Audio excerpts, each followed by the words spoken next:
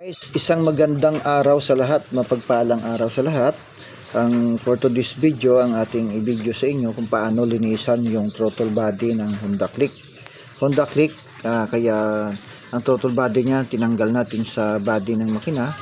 Ang hinawakan natin sa ngayon, throttle body na to, kaya sobrang itim.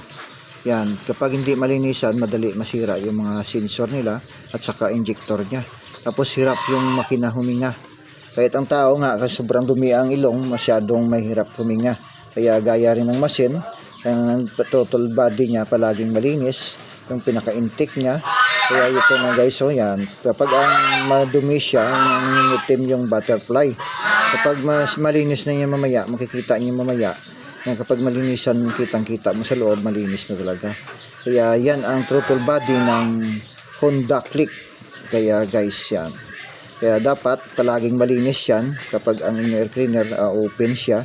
Yan ang dumi dyan pumapasok sa throttle body, dadaan sa intake. Kaya yan ang intake manifold ng throttle body niya, malinis na. Lumabas ng tunay niya kulay. Kaya ang throttle body, susunod natin yan, talagang malinis na ang butterfly, kulay ginto na. Kapag ginto na yan guys, wala ibig sabihin wala ng dumi. Pwede na ibalik natin sa body niya. Kaya thank you and God bless you to all.